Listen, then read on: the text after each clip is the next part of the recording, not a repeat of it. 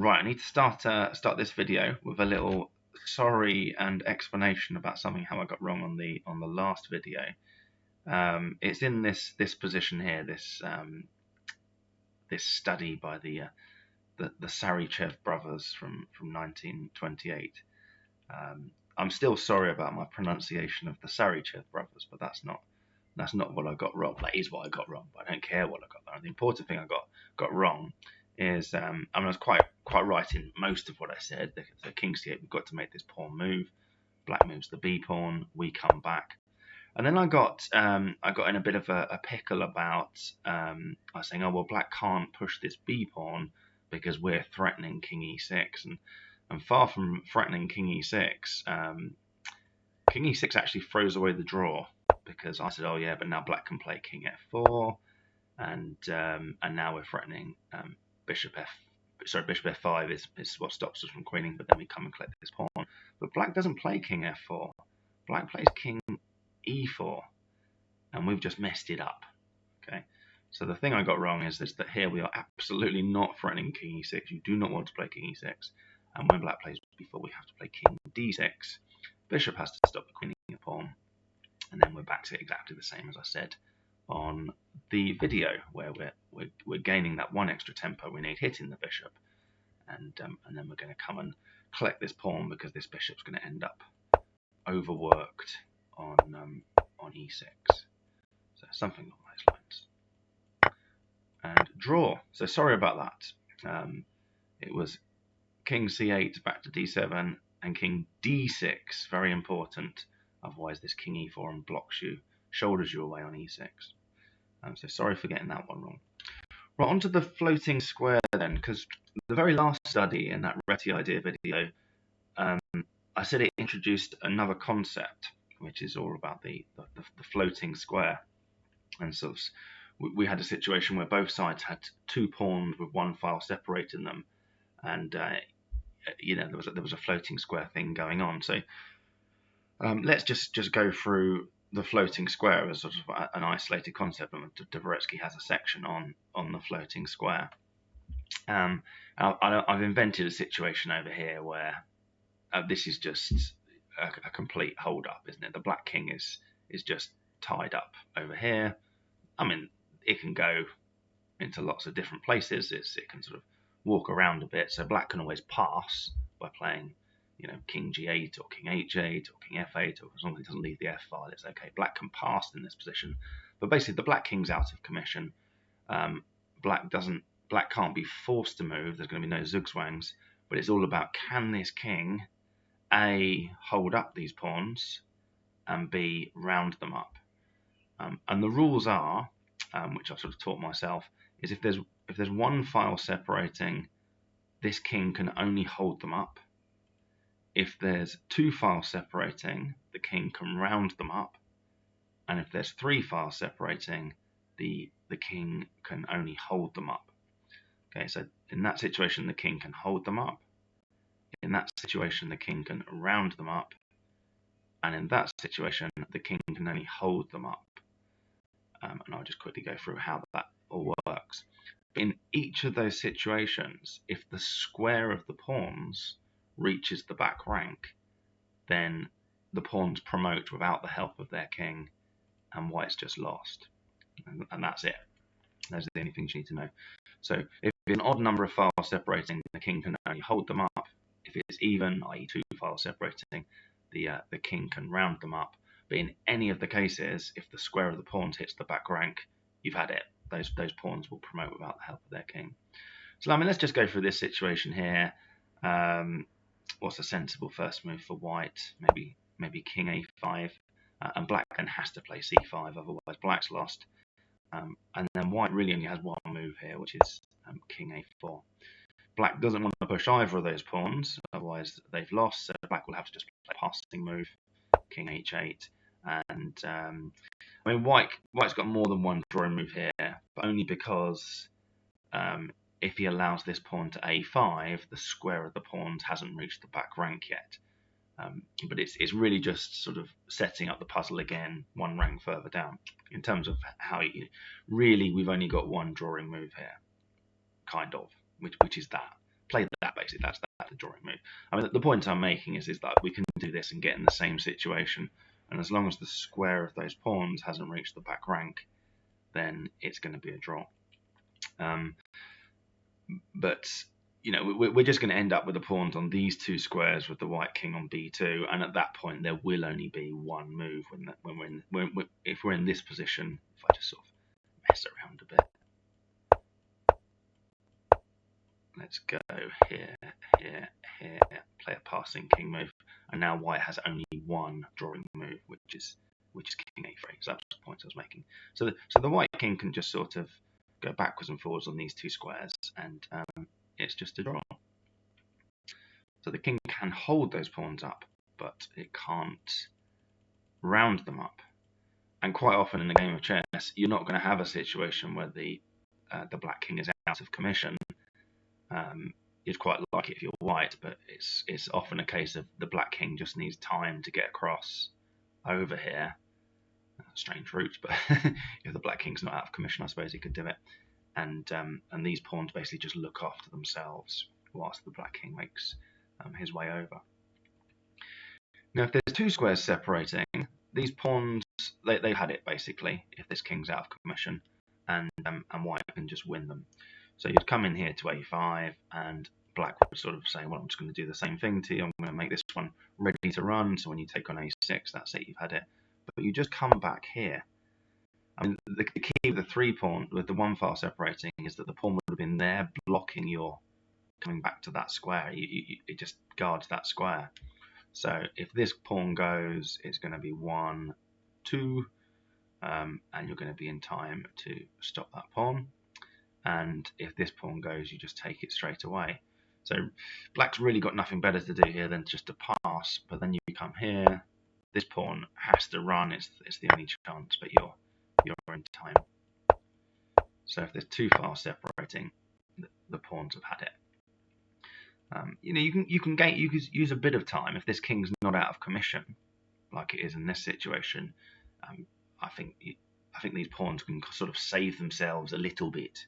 So you often get situations where the black king just needs to get across to just protect this pawn. As long as you can keep that pawn, you've won. Even if you end up in a situation like this, for example, if the black king's had enough time to get to protect this pawn. It depends on what's going on the rest of the board. So you can use pawns two files apart, two files separating to give yourself time for the king to get across. But if your king's out of commission, ultimately those pawns have had it. Now, if there's three files separating, this king can hold up those pawns, but it can't round them up. And I mean, there are actually two drawing moves here, but king c5 is one of them, and then the black king moves to just passes basically. King c6 was also fine actually. The white king has got to stay here, and black has to pass. I think if black pushes one of these pawns, they've had it, because whichever one they push, the white king will come in and take it, and the other one hasn't got time to run. So if they push the a pawn, you'd go here, and this pawn's not got time to run. You might be starting to see why the square of the pawns reaching the back rank is an important thing.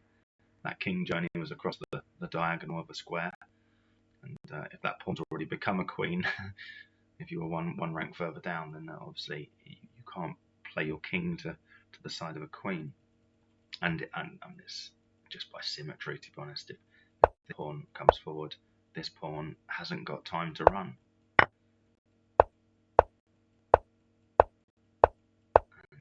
And that's also just going to be... actually, is the final position a win for white?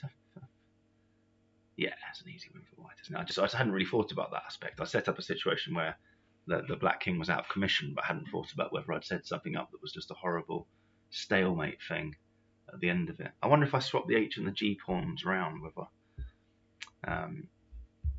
is that a stalemate position? Can black just go king g8, king h8? I think they can. I don't think there's any way you can get to the h pawn. Anyway, that's got nothing to do with the floating square. But Anyway, yeah, I've set up a position that is a win for white once they've rounded up these pawns, thankfully.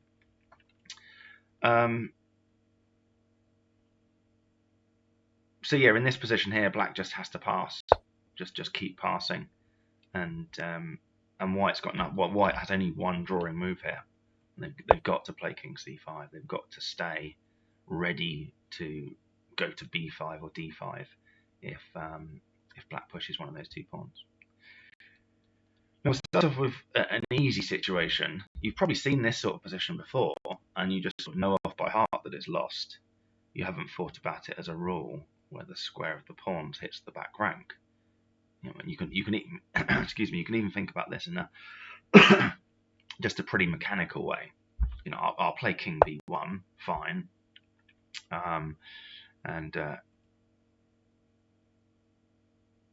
oh, sorry, I've set up a situation where white obviously white won this if they take this pawn, but let's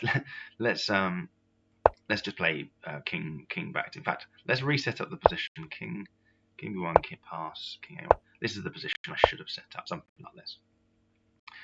And you can play king b1. That's probably the way to sort of delay your impending loss. Black passes, and now you've had it. Whichever way you go, black will push their other pawn. Because of this, they'll do this. You remember the trick further up the board was just to play a king here, because if this pawn goes, you come around up, and if this pawn goes, you take it and then round this one up. But unfortunately, you've run out of time, because when this pawn goes, you don't come and round it up. It's a queen. It's like, ow.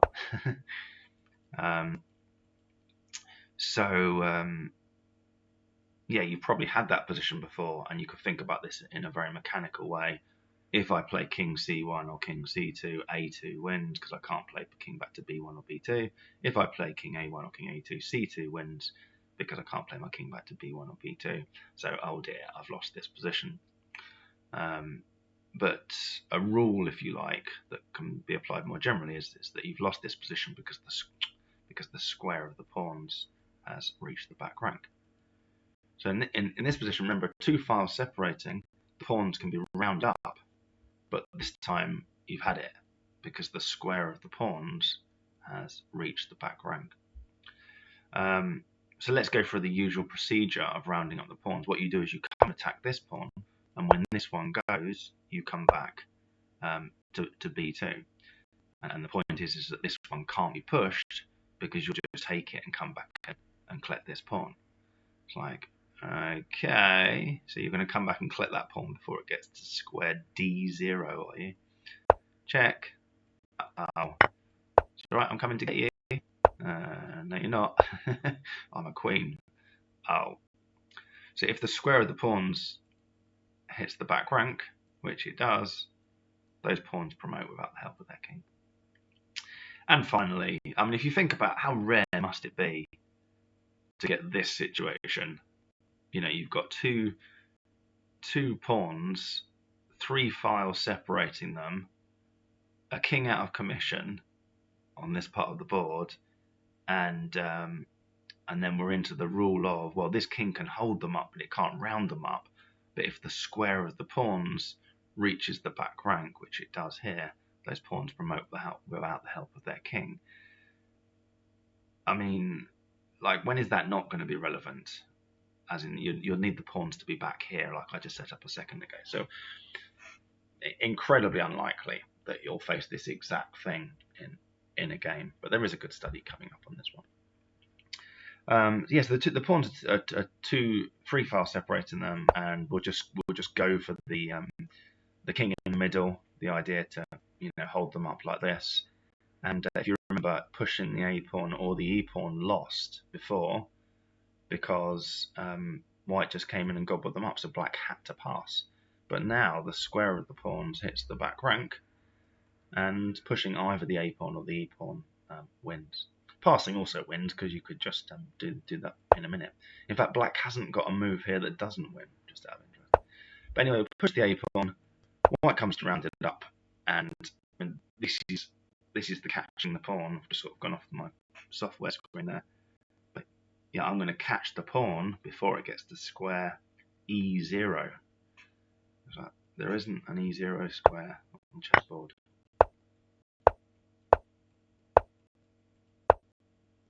The end. So yeah, 3 files apart, very, very unlikely that will ever be relevant in the game, but the rules still apply. So let's look at some actual games, which Dvoretsky's got in his tragi-comedies section. Or was this just an example? I don't think this was a tragi-comedy, actually. I think this was just a game. So pause the video, knowing everything you know about the floating square that we've just talked about, white to play, and win.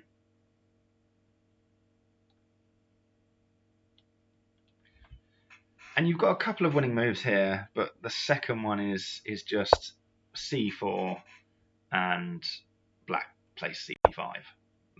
So it's really just a hold up of the winning idea. The move you want to play to win this position is h6. Black absolutely has to take that. If he doesn't take that, you're playing h7 and getting a queen. So he takes. Now these 2 pawns here, they guard themselves, and they also stop the black. That black king cannot come down and take this pawn. So this black king is just stuck on the g7 and f6 squares. Possibly can go to e7. It doesn't really matter too much. But the point is, it can't come off the sick rank. That black king cannot come and help his 2 pawns anyway. So these 2 pawns now are on their own against this king. And if you remember, if there's 2 files separating, the white king can round them up, unless the square of the pawns has hit the back rank, which would be that square there. It hasn't. So this king is now just going to round up these 2 pawns. And if you just know that as a rule, then you can just play that. You could play that inside 10 seconds if thinking about it, without thinking about it, just because you've got those rules. So king came back to f3 in the game. Black played h5, and yeah, the square of those pawns, like I say, it hasn't reached the back rank, so white's going to round them up. Went king g3. There was a c5 chucked in. Black could play white could now play c4 as well, but instead the trick was you come and hit this pawn. The e pawn's got to run, otherwise you're just going to take this. So it's got to threaten to run if you take that, and then you come back. Okay. Because there's 2 files separating, there isn't a pawn here stopping you coming back. Just exactly the same as before, but there's just more sort of stuff on the board. But the extra stuff on the board isn't particularly relevant. We've got pawns facing each other off. They're just sort of over there. They're fine. And these 2, which are keeping this king out of commission. And black actually resigned there. That was a game from 1992. Right, this position here, this isn't a pause the video thing, but it's the same idea that white now blundered horrendously. This is a game from 1928, Stoltz versus Nimzowitsch, and white just sort of really badly blundered now. If white just pushes the a pawn, it's going to end up in a draw. If white gets the rook behind the a pawn to push it, it's going to end in a draw. But what white played, I mean, we could spend some time going through why they're drawn positions. So you can see this a pawn's pretty dangerous once there's a rook behind it. But then black's got dangerous pawns, and it sort of just ends up in a draw. But for the theme of this video, which is the floating square, white played in the game rook d2. And I mean, now you can, if you want, pause the video and decide, can you take that rook as black? Will it win? Will it lose? Will it draw? And it absolutely, just give me time to pause the video just in case, it absolutely wins. Okay. Black just played this. Because these 2 pawns, they're 2 files apart, but their square has reached the back rank. and this was the killer move, because these two seem sort of dangerous. In fact, if you take on f4, what happened there? That looks like it might even be losing. Yeah, it is losing. Yeah, b6 just wins for white. So, we don't worry about that pawn too much. White's actually interestingly got the same situation. So white can play f5, and the square of these pawns has actually gone beyond the back rank. Got a rectangle there, but it's just not fast enough. So after f5, g3, king e2, d3 check would do the business. So yeah, that's an actual situation from a game where the floating square became relevant. And if white had understood that at the time, and more importantly, being able to think about it, because that's something I've struggled with studying endgames. I learn this, I learn that, and then I suddenly realise I've got it in a game, or I've got it in a position I fail to recognise. I've got the thing I already know in that game. I'm getting a lot better at it, but yeah, here the floating square becomes relevant, and we could just use that knowledge to just know in a flash, rook d2 loses. Next position. This is a game where Dvoretsky himself was black from against some German guy back in 1997. Pause the video. It's black to play. There's a pretty obvious question going on, and well, I'll let you ask yourself the question and answer it. So yeah, pause the video. Black to play. Would you do it?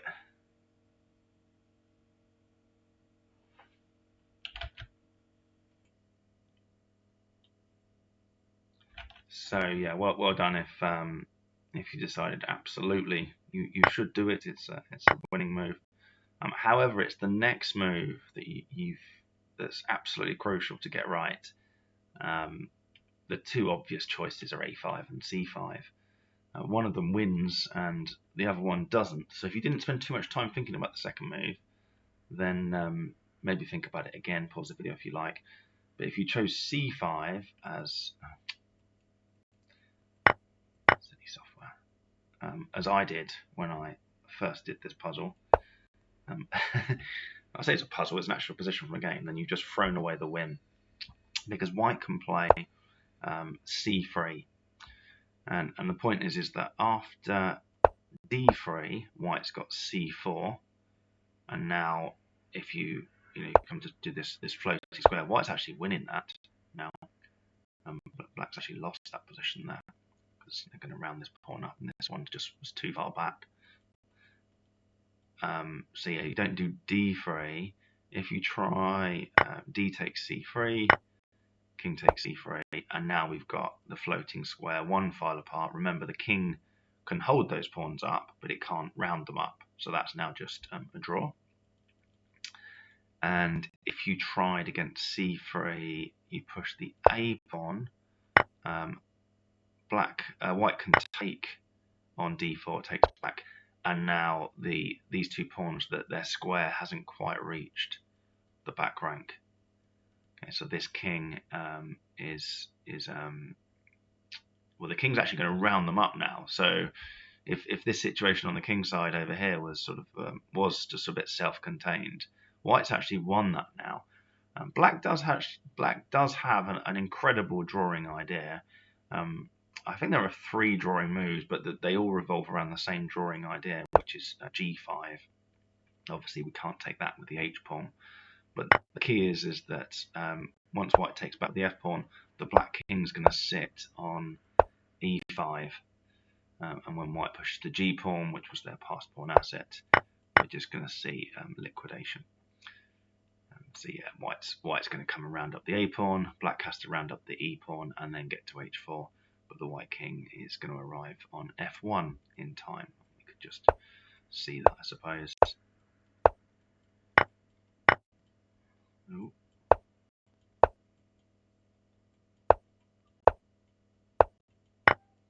Just in time to get to the crucial square f1. So yeah, c5 messes it up. White's got c3, exclamation mark, I presume, to draw the game. So you have to follow it up with a5. And now, what have we got? I mean, white's main two tries would be c3 and king b3. If we look at king b3, first of all, now you play c5. If the white king comes into c4, then you push the a pawn. And if c3, you push the a pawn again, king d3, d3. So the square of those two pawns had reached the back rank. So that's to king c4. If white plays c3, you just push the d pawn. And if white plays c4, then, well, I suppose you've got a protected pass pawn here. It's king e6. And yeah, I mean, this situation's just really just fine for black now. So after a5, instead of king b3, white can try c3 again, but this time you push the d pawn, c4, a4, and these two pawns, they've reached the square of the back rank. So back in the original position, there was a lot of different floating square stuff going on there, and I would say that was hard to calculate. I mean, if black keeps the queens on, you've got to prefer black anyway. I mean, the engine's giving like minus 1.7 for a5 and minus 1.3 for a6. Just push the a pawn, the engine's saying still very good for black. So I guess in a game, if you're unsure, you might just keep the queens on. But if you're able to sort of calculate it all, then yeah, swapping the queens and a5 is a win. So yeah, well done if you got that. Right, the next one is definitely a study. This one here, I really enjoyed this one, and I got it. So yeah, it's white to play. Pause the video and decide: can you win this position as white? So yeah, well done if you got that. There's only one winning move, and you're actually lucky to draw it if you don't play it, because the other moves should be losing, but you get away with it for a subtlety which I already talked about earlier on in this video. King f1 is the winning move. The point is in this original position, we've got these two pawns, and the square of them hasn't reached the back rank. Okay, so remember, that means that the black king can hold them up, but not round them up. Those white kings cannot promote without the help of their king. If you could somehow get them to those two squares, then they do promote without the help of their king. And black's technique for holding them up is just to keep their king on those three squares there. Okay, so if black just keeps their king on those three squares there, then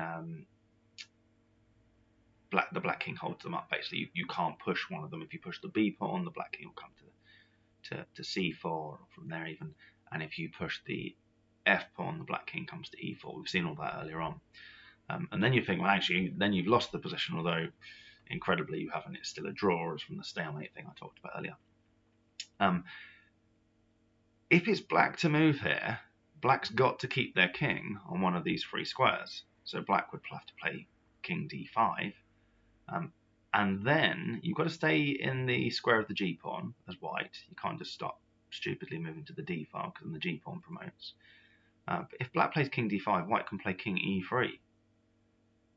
And all of a sudden, you've engineered a situation where this black king cannot stay on these three squares. That black king would have to go somewhere else. That's going to give you time to move these two pawns up. And then you've won, because you can earmark your king for just holding up those two, just playing passing move, or just stick your king on g1 or g2. And those two pawns are going to promote without the help of their king. So if it was black to move, white's won. If your first move was king e1, you've almost just gone and lost that position. Very, very lucky not to have lost it, because the point is that black plays king e3, and then you think, aha, I've got you now, because you've come in to attack this pawn, and now I can push this one. It's like, well, no, you just let me get a queen. You just lost. Okay. So at this point here, white would have to play king f1, and it's only drawn because you're very jammy, to be honest. Not you, but one. That once the black king rounds this up, this pawn, you think, well, now you're in trouble. You're not. It's just a draw, because black has no way to make progress. It's the thing I talked about earlier on in the video, where I suddenly realised I'd set up an out of commission king situation, and I was thinking, oh, what if the f and the g pawns were the other way around? And I had to think about whether it's a, so this was basically the position I was trying to sort out in my head earlier on, and I decided it was a stalemate. And I'm now looking at some engine moves that says yes, it is going to be a stalemate. White just sort of stays on those two squares, and black has no way to approach. I mean, the only possibility is to get their king to f3 and push with a check. I suppose they could try and work out a way to. Let's just see. So we go king back here, king there. Let's go king g2. Yeah. Anything's drawing, really. I was trying to work out if you could get a situation where.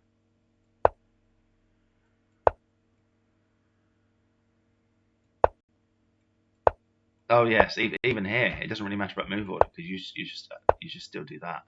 So yeah, it's a stalemate. You can't take your own pawn. So even the opposition doesn't matter. So it's, yeah, incredibly, it would be, even a monkey could now draw that. There's almost no way to lose it. That's an interesting challenge, isn't it? Anyway, so back to the original position. How can white create a triangulation, not king e1, to get back to this position with black to move? Well, you play king f1. Remember, black's got to stay on one of these three squares. Let's say they play king d3. You can go king g1 or king g2. It doesn't matter, because we're going to be using the other one in a minute. Black now has to play this. King g2. I mean, black's got a choice here, d5 or d3. It doesn't really matter which one, because our next move is king f1. So if they go to d5, king f1, and then they have to come back to d4. If they go to d3, king f1, let's go to d3, king f1. They have to go back to d4. And there you go. We're back in the starting position, but this time it's black to move. King d5, king e3. I mean, what does black try here? They've had it, basically. Remember, these two pawns, they can look after themselves. They don't need the help of their king to look after themselves, but they don't promote without the help of the king unless they've reached the square. So they need to get to those two squares. But the point is, if black pushes the g pawn, we just come and round it up, and that white king's no longer out of commission. Once this black king, let's just play king c5. Now we can push the f pawn. If the black king comes in there, this pawn runs. Okay, so if it comes back here, we're in the situation of the floating square. So that was the solution to that puzzle. It was a triangulation solution using the g2 and the g1 squares. But importantly, you've got to play king f1 as your first move, otherwise king e3, and you were lucky not to lose it, to be honest. One final position. So I got that study. I was very pleased that I did. You can see that's a study. It's like two pawns, 3 files apart, but their square hasn't reached the back rank yet. I haven't even begun to think about how it all works if they're one further rank back, because then you've got the pawns can move 2 squares on the first go.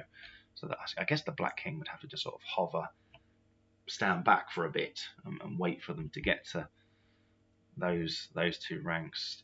To be honest, it's probably, if they get to those two, if they get to the 4th rank, they've hit the square of the back rank, haven't they? So it's probably bizarrely that if the 2 pawns are on their starting positions, I think white's probably gone back to being winning again. Those pawns promote with the help of their king. So how contrived the situation is, if you think about the different combination to put this study together, you're not going to get this in the game, basically.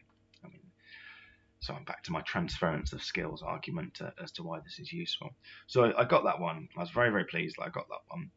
The next one's from a game, the last one that I'm going to do. It's black to play, and I tried very hard, obviously, to get this one. I spent a long time on it, and I didn't really fully get everything because there's just too many variations going on.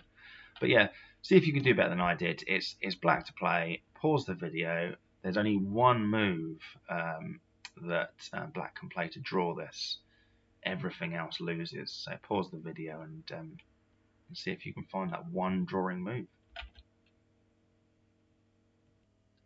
Yeah, pretty tough this one. I was amazed that it was an actual game. It was an actual game from 1980, where Black had to try and sort this mess out, and incredibly, or rather not surprisingly, didn't.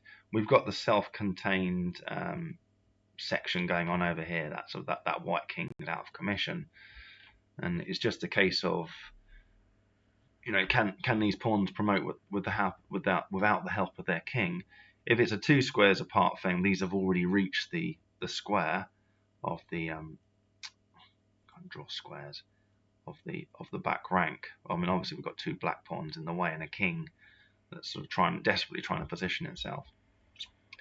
The only drawing move is king b7, which I'll come back to in a sec. But all the other moves lose.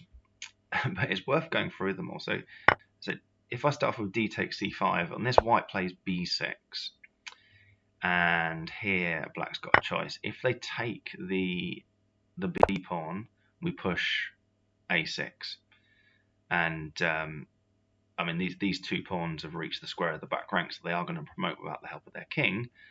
But so yeah, black's only chance really is to push the c pawn. We'll push the d pawn, d7, and yeah, you can see that's just we're in big trouble there. a7, and it's gone. Just a little trick, by the way, that's worth knowing about. You think, oh, well, both sides are going to queen. It's worth watching out for this little trick here. So you check with that one first, and then do that. So that was if back at this stage black takes, but black doesn't have to take. Black can push the c pawn straight away. It's going to be quite similar. We push the a pawn, c pawn gets pushed again, a7 check. Black king comes to b7, and now we've actually got one file separating on the floating square. And again, after c2, just push either of those 2 pawns as a check, and then queen the other one. So that's all those positions covered. If you take on c5, then if you take on c5, b6, cb gets met with a6, and pushing the c pawn straight away also gets met with a6, and white's just won. So that's d takes c5. Let's try some king moves. What about king c8? Well, king c8 loses to a6. That's fairly obvious. a6, you're threatening b6. I think, yeah, black's just sort of in trouble there. You might have tried king a7. King a7 fails to b6 check, and when the pawn gets taken, we take that way. Black's got to come across with the king, and then you play a6 check. If the pawn doesn't get taken, if black tries instead king b7 at this stage, then we take on c7, and I guess the next move is, well, there's all sorts of different moves that could go on here, isn't it? But we're threatening that, or if black takes, we push d6. But these two pawns are in the square of the back rank, and black sort of lost off their pawns already. So that's king a7. King a7 doesn't work, fails to b6. In the actual game, the guy played king a8, which lost to b6. You could try, there's I guess a couple of moves again. If c takes b6, then c takes d6, and white's won again. If king b7, you play a6 check.